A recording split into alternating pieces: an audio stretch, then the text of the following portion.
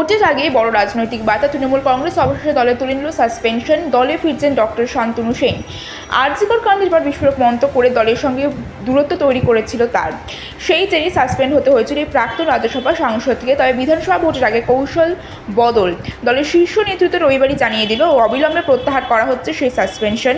রাজনৈতিক মহলের মতে এই সিদ্ধান্ত যথেষ্ট তাৎপর্যপূর্ণ, কারণ ভোটের আগে সংগঠনকে মজবুত করতে চাইছে শাসক দল। সাসপেনশন উঠতে ফের সক্রিয় রাজনীতি দেখা যেতে পারে শান্তনু সেনকে। এখন প্রশ্ন, দলে ফিরে কি তিনি নতুন সমীকরণ করবেন? নজর সেই দিকেই। শোকের ছায়া গোটা পাড়ায়, ভেঙে পড়ছেন পরিবার। প্রয়াত রাহুল অরুণোদয় বন্দ্যোপাধ্যায়ের বাড়িতে এখন শুধুই কান্না আর অবিশ্বাস। মাত্র 43 বছর বয়সে তালশুড়ির সমুদ্র তটে আকস্মিক মৃত্যু মেনে নিতে পারছেন না কেউই। কলকাতার বিজয়গড়ে তার বাড়িতে ভিড় করছেন প্রতিবেশীরা। কেউ স্মরণ করছেন ছোটবেলার ক্রিকেট, কেউ বলছেন তার সহজ সরল ব্যবহার আর সবার সাথে মিশে থাকার কথা।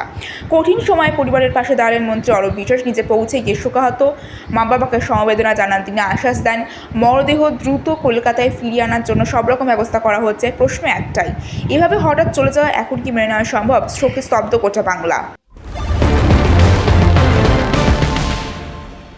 জ্বালানি সংকটের চাপে দেশ, আর সেই তাতেই প্রভাব পড়ল সাধারণ মানুষের জীবনে।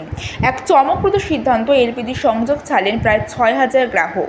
পটভূমিতে বড় আর রাজনৈতিক টানাপোড়েন, হরমুজ প্রণালী নিয়ে উত্তেজনা, ইরানের অবস্থানে জেরে টান পড়েছে ভারতের তেল এবং গ্যাস আমদানিতে। ভবিষ্যতে সরবরাহ অনিশ্চিত, এই আশঙ্কায় দেশে শুরু হয় প্যানিক বুকিং। তবে উল্টো চেপে একাংশ অনেকেই স্বেচ্ছায় এলপিজি সংযোগ ছেড়ে দিচ্ছেন, যাতে সংকটের সময় অন্যরা সুবিধা পান। কেন্দ্রের আবহের সঙ্গেই যেন পাশে দাঁড়ালো আমজনতা।